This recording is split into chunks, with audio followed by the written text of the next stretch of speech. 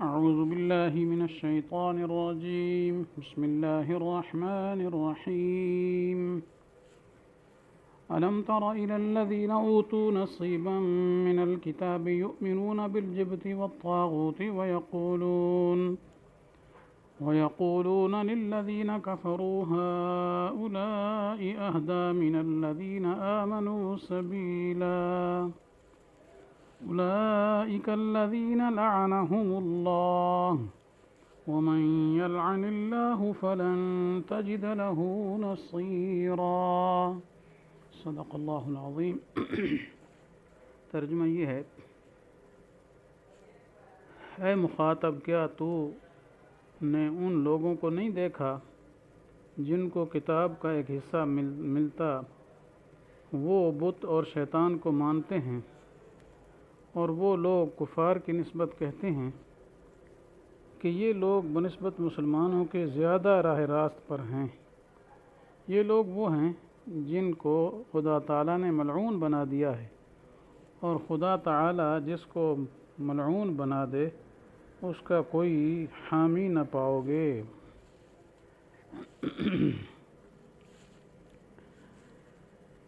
تو اس سلسلے میں یہ چونکہ یہودیوں کے بارے میں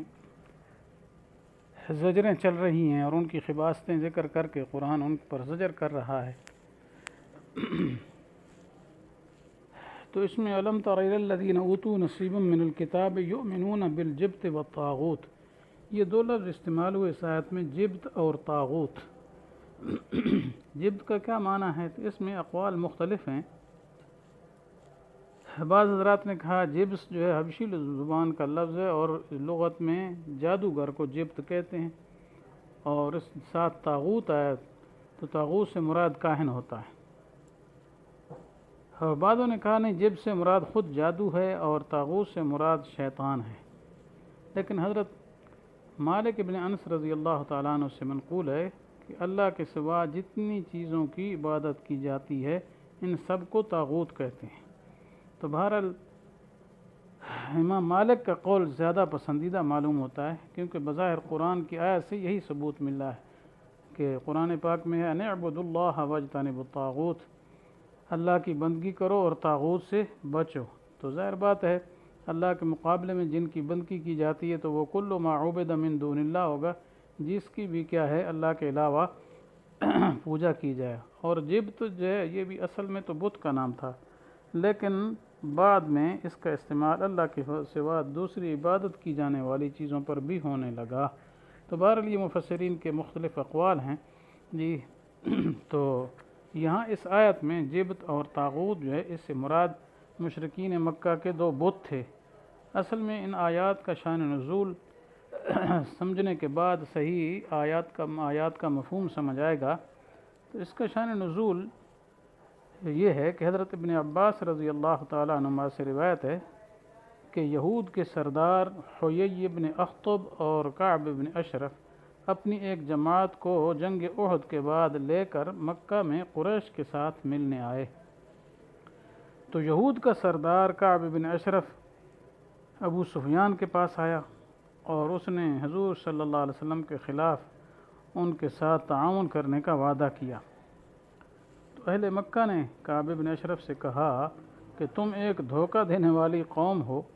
اگر تم واقعی اپنے قول میں سچے ہو تو ہمارے ان دو بتوں یعنی جبت اور طاغوت کے سامنے سجدہ کرو۔ چنانچہ اس نے قریش کو مطمئن کرنے کے لیے ایسا ہی کیا، مقصود ان کا خوش کرنا تھا، جبت اور طاغوت کا سجدہ کر لیا۔ اس کے بعد کعب نے قریش سے کہا کہ 30 آدمی تم میں سے اور 30 ہم میں سے سامنے آئیں تاکہ رب کعبہ کے ساتھ اس چیز کا عہد کریں کہ ہم سب مل کر محمد صلی اللہ علیہ وسلم کے خلاف جنگ لڑیں گے۔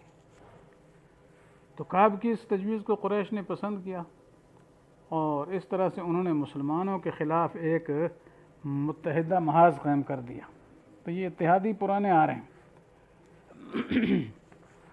اس کے بعد ابو سفیان نے کعب سے کہا کہ تم اہل علم ہو، تمہارے پاس اللہ کی کتاب ہے، یہ اہل کتاب شمار ہوتے ہو، اور ہم تو بالکل امی ہیں، جاہل ہیں، اس لیے آپ ہمارے متعلق بتائیں کہ ہم حق پر چلنے والے ہیں یا محمد صلی اللہ علیہ وسلم۔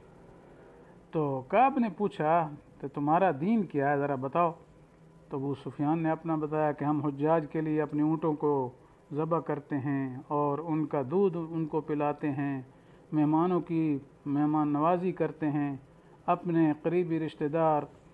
کنبے قبیلے کے تعلقات کو قائم رکھتے ہیں اور بیت اللہ کا طواف کرتے ہیں، عمرہ کرتے ہیں۔ اس کے برخلاف محمد صلی اللہ علیہ وسلم نے اپنے آبائی دین کو چھوڑ دیا، وہ اپنے اپنوں سے علیحدہ ہو چکا، اور اس نے ہمارے قدیم دین کے خلاف اپنا ایک نیا دین پیش کیا۔ تو یہ چیزیں ابو سفیان نے بتائیں۔ تو ان باتوں کو سن کر کعب بن اشرف نے کہا کہ تم لوگ حق پر ہو، محمد صلی اللہ علیہ وسلم معاذ اللہ گمراہ ہو چکا ہے۔ تو اس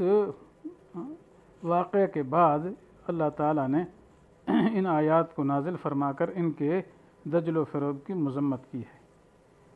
کیونکہ کعب بن اشرف جو تھا اس کا عقیدہ یہ نہیں تھا کہ بتوں کو سجدہ کیا جائے، کیونکہ یہ شرک تو کرتے تھے، حضرت عزیر علیہ السلام کو ابن اللہ کہتے تھے، لیکن بتوں کی پوجا اہل کتاب نہیں کرتے تھے، یہودی نہیں کرتے تھے۔ تو تھا یہ بڑا مطلب یہ ہے کہ عالم تھا یہ یہود کا،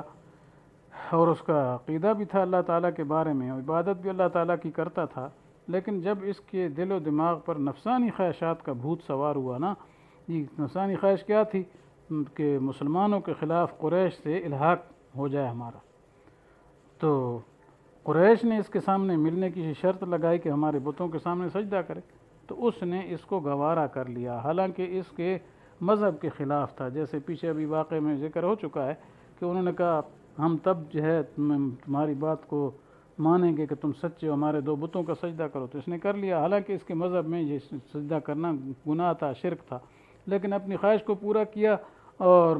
کیا ہے اپنے دین کے خلاف کیا۔ تو اس طریقے سے اور بھی کئی اس قسم کے لوگ ہیں جو اپنی خواہش کو پورا کرنے کے لیے کہ اپنے مذہب کو چھوڑ دیتے ہیں اور خواہش پر چلتے ہیں۔ تو اس سے یہ ایک بات معلوم ہو گئی کہ کتاب کا محض علم جو ہے وہ نافع نہیں ہو سکتا جب تک صحیح معنی میں اس کتاب کا اتباع نہ ہو، محض دنیوی لالچ اور گھٹیا خواہشات کی پیروی سے مکمل اجتناب نہ ہو، ورنہ آدمی اپنے مذہب جیسی پیاری چیز کو بھی اپنی خواہشات کی بھیٹ چڑھانے سے نہیں رہتا۔ آج کل بھی بعض لوگ اس قسم کے ہیں جو مادی اور سیاسی اغراض و مقاصد کے حصول کے لیے اپنے حق مسلک کو آسانی سے چھوڑ دیتے ہیں اور لادینی عقائد و نظریات کو اسلام کا لباس پہنانے کی پوری کوشش کرتے ہیں۔ نہ ان کو خدا کے عہد و میثاق کی کچھ پرواہ ہوتی ہے اور نہ آخرت کا خوف۔ یہ سب کچھ صحیح اور حق مسلک کو چھوڑ کر شیطان کے اشاروں پر چلنے سے ہوتا ہے۔ تو یہاں بھی انہوں نے ایسا ہی کیا، اسی لیے قرآن نے ان کی تردید کرتے ہوئے فرمایا الم تر الی الذین اوتوا نصیبا من الکتاب، بھلا دیکھو تو صحیح، بڑی تعجب کی بات ہے جی، یہ الم ترا کئی موقعوں میں اس معنی کے لیے استعمال ہوتا ہے، کیا تو نے دیکھا نہیں، یعنی بڑی تعجب کی بات ہے جی کہ ان کو کتاب ملی تھی، بڑا حصہ مراد تورات ہے، پھر بھی یؤمنون بالجبت والطاغوت، جی یعنی ایمان لاتے ہیں کہ جبت اور طاغوت کے ساتھ مراد سجدہ کرنا ہے، چونکہ انہوں نے سجدہ کر لیا تھا بتوں کی۔ اور پھر یہ دوسری بات کہ وَيَقُولُونَ لِلَّذِينَ كَفَرُوا هَؤُلَاءِ أَهْدَىٰ مِنَ الَّذِينَ آمَنُوا سَبِيلًا، کافروں کے لیے جن مراد مشرکین مکہ ہیں ان کو یہ کہہ دیا جی کہ یہ ان سے زیادہ راہ راست پر ہیں، چونکہ اس نے کہا تھا نا کہ محمد صلی اللہ علیہ وسلم حق پر ہیں یا ہم، تو اس نے کہا تم حق پر ہو، محمد نعوذ باللہ باطل پر ہے۔ حالانکہ وہ دل سے جانتے تھے کہ بتوں کا سجدہ کرنا بھی برا ہے، اور ان کو یہ بھی پتہ تھا کہ اسلام کا مذہب سچا ہے، کیونکہ یہودی تو جانتے تھے دل سے، ویسے ضد کی وجہ سے نہیں مان رہے تھے، وہ الگ بات ہے۔ تو فرمایا ان کے اس برے عمل کی وجہ سے فرمایا اولئک الذین لعنہم اللہ، ایسے لوگوں پر اللہ نے لعنت کی ہے جی، اور جو شخص ایسا ہے جس پر اللہ لعنت فرما دیں تو اب اس کا کوئی حامی اور مددگار آپ نہیں پائیں گے۔ تو ایسے ہی ہوا یہود کے ساتھ جی کہ اللہ کی لعنت جب ان کے ساتھ لگی جی تو ان کا کوئی مددگار کیا ہوا جی، دنیا میں بھی ذلت اور رسوائی ہوئی اور آخرت کا عذاب الگ ہے۔ باقی یہ کہ لعنت جس پر اللہ کرے وہ کون سے لوگ ہیں، تو اس سلسلے میں حدیث مبارکہ میں بہت سارے لوگوں کے اوپر لعنت کا تذکرہ آیا ہے، تو قرآن پاک میں بھی تو آیا ہے لعنت اللہ علی الکافرین، اس طرح لعنت اللہ علی الکاذبین، یہ لفظ تو قرآن پاک میں بھی آ چکے ہیں۔ تو بہرحال ایک حدیث میں یہ ہے کہ آپ صلی اللہ علیہ وسلم نے فرمایا کہ سود دینے والے، سود کھانے والے، اس کے لکھنے والے، اس کی گواہی دینے والے، سب پر لعنت کی۔ تو مطلب یہ گناہ میں سارے برابر کے شریک ہیں۔ اسی طریقے سے اور بھی کئی افعال کے اوپر لعنت کا ذکر آیا ہے۔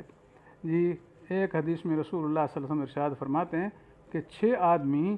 ایسے ہیں جن پر میں نے لعنت بھیجی ہے اور اللہ تعالیٰ نے بھی ان پر لعنت کی ہے، اور ظاہر ہے ہر نبی مستجاب الدعوات ہوتا ہے۔ وہ 6 آدمی یہ ہیں: اللہ کی کتاب میں زیادتی کرنے والا، اور وہ شخص جو جبر و قہر سے اقتدار حاصل کر کے اس آدمی کو عزت دے جس کو اللہ نے ذلیل کیا، اور جس کو اللہ نے عزت عطا کی ہو اس کو ذلیل کرے۔ اس طرح اللہ کی تقدیر کو جھٹلانے والا، اللہ کی حرام کی ہوئی چیزوں کو حلال سمجھنے والا، اور میری اولاد میں وہ آدمی جو محرمات کو حلال کرنے والا اور میری سنت کو چھوڑنے والا۔ تو بہرحال اس قسم کے بہت ساری اور چیزوں پر بھی کیا لعنت آئی ہے۔ جیسے ایک حدیث میں ارشاد ہے کہ اللہ تعالیٰ لعنت بھیجتے ہیں شراب پر اور اس کے پینے والے پر، پلانے والے پر، اس کے بیچنے والے، خریدنے والے، اس کے نچوڑنے والے، اس کے اٹھانے والے اور منگوانے والے، سب پر لعنت آئی ہے۔ تو مطلب یہ اور بھی بہت سارے ایسے افعال قبیح ہیں جس پر لعنت آئی ہے، لیکن سارے یہاں گنوائے نہیں جا سکتے۔ ایک قانون ہے، وہ یہ کہ کسی معین شخص کے بارے میں جب تک معلوم نہ ہو کہ اس کی موت کفر پر ہوئی ہے، اس پر لعنت جائز نہیں ہے۔ کسی کا نام لے کر کے فلانے پر لعنت، کیونکہ نام لے کر تو ہمیں پتہ نہیں موت اس کی کس حالت میں ہوئی ہے۔ یقینی طور پر تو یہ اللہ تعالیٰ کو پتہ ہے، ہو سکتا ہے آخری اوقات میں فرشتے نظر آنے سے پہلے اس نے توبہ کر لی ہو۔ تو ظاہر بات ہے فرشتے موت کے نظر آنے سے پہلے، آخرت عالم کے برزخ کے حالات نظر آنے سے پہلے توبہ کا دروازہ کھلا ہے، اس لیے لعنت کرنا جائز نہیں، اگرچہ وہ کتنے ہی فاسق ہو۔ تو یقین جس کا ہونا مثلا کہ وہ کفر پر مرا ہے، اس پر لعنت جیسے ابو لہب ہو گیا، ابو جہل ہو گیا، اس قسم کے لوگوں پر لعنت ہو سکتی ہے۔ ہاں البتہ کسی چیز کا نام لیے بغیر لعنت کرتا، مثلا ظالموں پر لعنت، جھوٹوں پر لعنت، سود خوروں پر لعنت، جی شرابیوں پر لعنت، یوں کر سکتے ہیں، لیکن معین طور پر نام لے کر یہ کہنا یہ درست نہیں ہے۔ تو بہرحال یہاں یہودیوں کے اوپر لعنت کا ذکر تھا کیونکہ اصل تذکرہ ان کا چلا تھا، اور انہوں نے چونکہ جان بوجھ کر کہ